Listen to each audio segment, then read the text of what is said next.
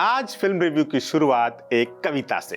लोगों ने चुने युद्ध, स्थायी नौकरियां, असीमित महत्वाकांक्षाएं, मजहब की पहरेदारी, तरक्की की दौड़।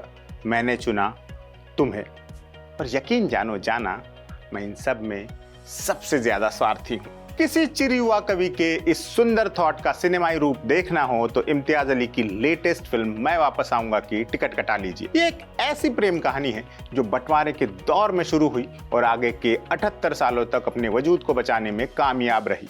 इस कहानी के इमोशंस से कनेक्ट करने के लिए आपका उस दौर से फर्स्ट हैंड वाकफियत रखना जरूरी नहीं है। ये भी जरूरी नहीं है कि आप उन समुदायों का हिस्सा हो जिनकी पुरानी पीढ़ियों ने पार्टीशन की विभीषिका को झेला हो। इस फिल्म के भाव से जुड़ाव महसूस करने के लिए आपका एक संवेदनशील मनुष्य होना भर काफी है। लंबे समय बाद हिंदी सिनेमा ने कुछ ऐसा दिया है जो न सिर्फ बतौर फिल्म एक शानदार एक्सपीरियंस है, बल्कि आपके जीवन को थोड़ा सा और समृद्ध करने में सक्षम आर्ट वर्क भी है।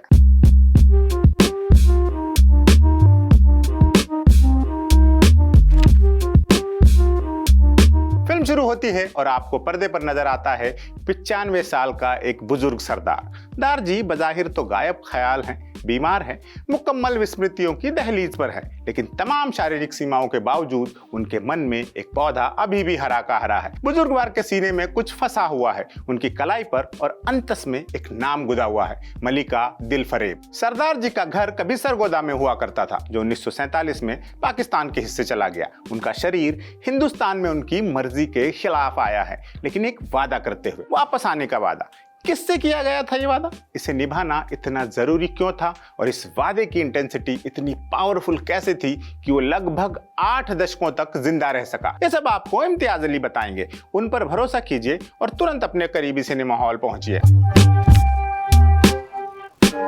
वापस आऊंगा एकदम शुरू से ही आपको अपनी गिरफ्त में लेना शुरू करती है और सेकंड हाफ में तो ये आप पर मुकम्मल तौर से हावी हो जाती है।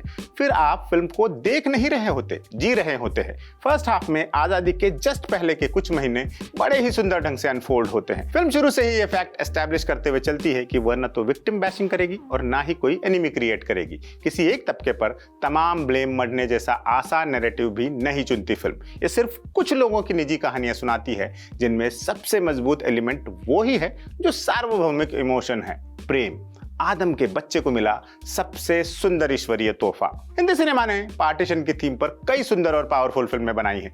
अमूमन इन कहानियों पर बनी फिल्मों का फोकस उस दौर की भयावहता के नंगे रियलिस्टिक चित्रण पर ही ज्यादा रहता है। मैं वापस आऊंगा इस एलिमेंट को अपने ऊपर ज्यादा हावी नहीं होने देती। हाँ, वो इससे मुंह भी नहीं चुराती।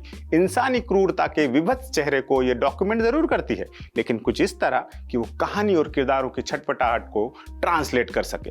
विस्थापन के खतरे के जेरे साया प्रेम पनप रहा है और ये प्रेम उस खतरे से अनजान भी नहीं है।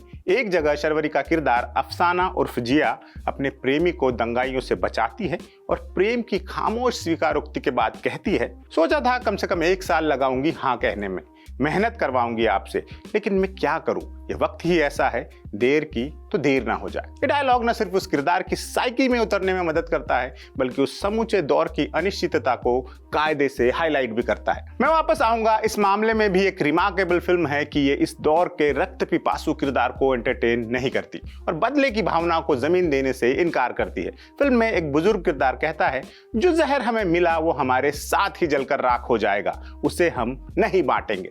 कितनी दमदार बात। ऐसे ही बुजुर्ग होते हैं जो पीढ़ियों को बहकाने से बचा ले जाते हैं। इस मामले में मैं वापस आऊंगा न सिर्फ पूरे नंबर वसूलती है, बल्कि अपने जॉनरा के फिल्मों में सबसे आगे जाकर खड़ी हो जाती है।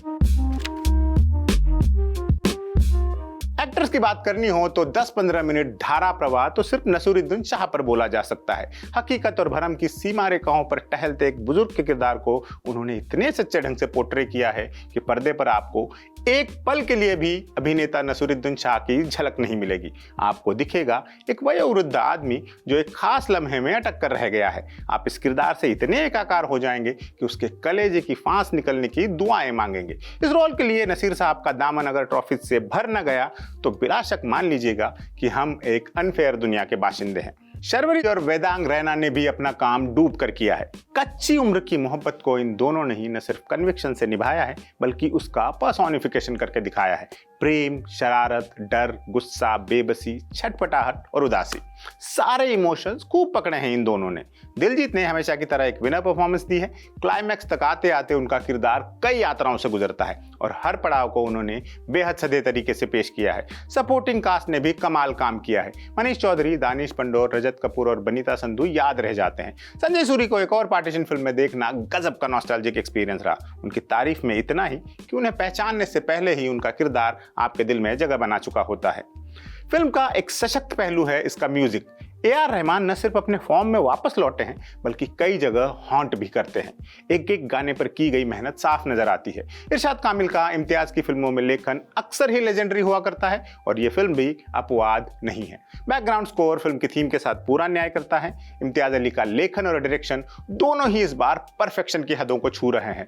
पर्सनल लेवल पर मेरे लिए ये फिल्म इम्तियाज की सबसे अच्छी फिल्म साबित हुई है और ये मैं तब कह रहा हूँ जब मैंने रॉकस्टार, हाईवे, जब वी मेट, सो जाना था, लव आजकल सारी देखी हुई है। दुनिया के सबसे बड़े विस्थापन के बीच पनप रही ये लव स्टोरी महज एक प्रेम कहानी नहीं है। ये दरअसल एक गेटवे है जो हमें ये समझाता है कि ऐसी कितनी ही प्रेम कहानियां, कितनी ही दोस्तियां, कितने ही रिश्ते उस दौर के मलबे में हमेशा के लिए दफन होकर रह गए हैं। हमें कलेक्टिव पीड़ाएं आकर्षित तो करती हैं लेकिन उतना आंदोलित नहीं करती। लेकिन जब हम पीड़ाओं का पर्सनल अकाउंट खंगालने बैठते हैं तो वो हमारे अंदर तक आ धमकती है। फिर हम दर्शक नहीं पात्र बन जाते हैं। फिर हमें पता ही नहीं चलता कि कब गला रुंध गया, कब आंखें धुंधला गई और कब आपके कंधे हिचकियों की लय पर कदम ताल करने लगे। ये मेरे साथ हुआ, मेरे अलावा कईयों के साथ हुआ, आपके साथ भी होगा। इस अनोखे अनुभव को जीना है तो तुरंत सिनेमाघरों का रुख कर लीजिए।